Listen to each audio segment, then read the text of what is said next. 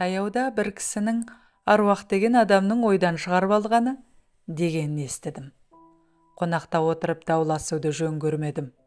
Бірақ сол кісінің сөзі еш есімнен кетпей қойды. Сондықтан аруақтың бар екеніне дәлел болатын өз басымнан өткен оқиғаны жазып отырмын. Бұл оқиға осыдан 5 жыл бұрын болған еді. Денсаулығым сыр беріп, 2 жыл бойы емхана мен аурухананың есігін тоздырдым. Ақыр соңында дәрігерлер ота жасатпасаңыз болмайды, қатерлі ісікке айналып кетуі мүмкін деген соң ота жасатуға келістім. Алдын ала бірнеше анализдер тапсырдым. Бәрі дәрігерлердің ойындағыдай болса керек, ота жасауға ауруханаға жатқызды. Ауруханада 3 күн болып, тағы да қосымша тексеруден өттім. 3 күннен соң кешкілікте дәрігерлер келіп, ертең ота жасаймыз, ештеңеден қорықпаңыз, бәрі жақсы болады деп ескертіп кетті. Дәрігердің айтуынша, бұл аса ауыр ота емес. Ұзап барса 1,5-2 сағатқа созылуы мүмкін. Ота жасайтын күннің алдыңғы күні түс көрдім. Түсімде маған ота жасалыпты. Аурухана палатасындағы төсекте жалғыз жатырмын. Маңайымда ешкім жоқ. Мынадағылар қайда кеткен деп ойлаймын. Тысқа шықпақ болып орнымнан тұрдым. Алдымда 2 есік тұр. Қайсысы тысқа шығатын есік екенін ажырата алмай бөгеліп қалдым. Есіктерге жұқа перде тұтылған екен. Қарасам, бірінші есіктің арғы жағында қара киінген, бет-аузы тұмшаланған біреу тұр. Ал екінші есіктің арғы жағында ақ киімді ақсақалды кісі тұр. Ана қара киінген адамға байқатпай маған қарай кел дейтін сияқты. Ақ киінген кісіге бармақ болып, бірінші есіктің тұсынан өте бергенде, қара киінген кісі қолымнан шап беріп ұстай алды да өзіне қарай тартқылай бастады. Байқайым, есіктің арғы жағы құз. Қара киінген кісі жіберер емес, есіктен сүйреп шығып құзға құлатпақ. Қарсылық көрсетуге шамамда келер емес. Енді сәл болса құздан құлаймын. Құладым-ау деген сәтте екінші есіктің арғы жағында тұрған ақ киімді кісі жүгіріп келіп, мені екінші қолымнан ұстай алды. Екеуі екі жаққа қарай тартқылап жатыр. Оянып кетсем, таң атып қалыпты. Қара терге түсіп жатыр екем. Өз түсімнен өзім шошыдым. Бірден басыма жаман ой келді. Мына отадан аман қалу қалмауым белгісіз екен-ау деп жорыдым. Сағат 9-да ота жасайтын бөлмеге алып барды. Соңғы есімде қалғаны, бетімді тұмшалап, бір аппарат кигізіп жатқаны. Одан кейін көз алдым тұманданып, ұйықтап кеттім. Көзімді ашсам, төсегімнің аяқ жағында марқұм әкем тұр. Әке деп орнымнан тұрмақ болдым. Бірақ қозғала алмадым. Әкем маған орныңнан қозғалма дегендей ишара танытып, анау естіп қояр дегендей көз қиығымен арт жағына меңзейді.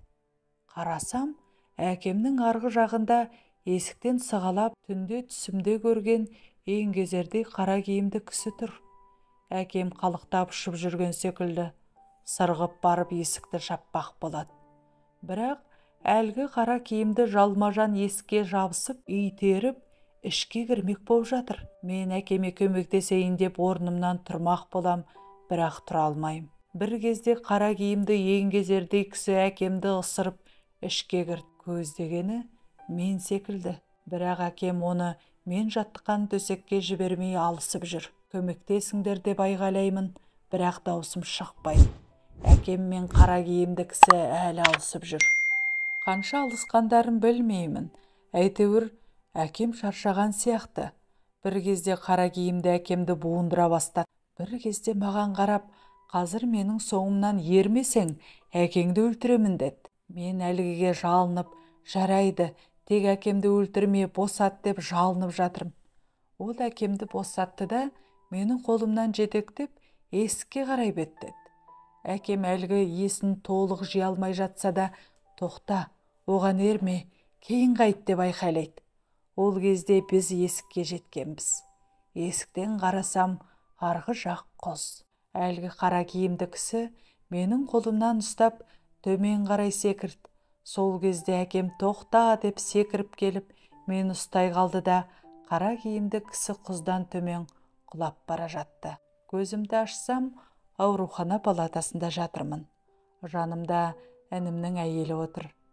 Көзімді ашқанымды көріп, «О, оянды!» деп айқайлап, дәлізге шығып кетті.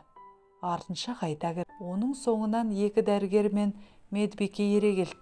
Келе сала дәрігер тамырымның соғысын тексеріп жатыр. Бірі сөзге тартып, өзімді қалай сезініп жатқанымды сұрап жатыр.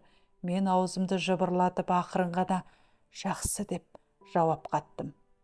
Менің сөйлегенді естіген соң дәрігерлердің жүзіне күлкі үйірілді. Медбике бірдеңелерді тапсырып жатты. Ал келінім болса ебіл-дебіл жылап жүр. Ота жасар алдында көрген түсім дәл келіпті. Кейін білдім. Отадан кейін мен 9 сағат оянбай өлім мен өмір арасында жатыппын. Ауруханадан шыққан соң Алла жолына ас беріп, үйге молда шақыртып Құран оқыттым. Сол кезде өлім мен өмір арасында жатқан кезді көргенімді айтып бердім. Молда, Алла қолдап, әкеңіздің аруағы сізді ажалдан арашалап қалған екен деді. Қайран әкем, о дүниеде жатса да, мені аман алып қалу үшін 9 сағат бойы ажалмен алысқан екен ау деймін.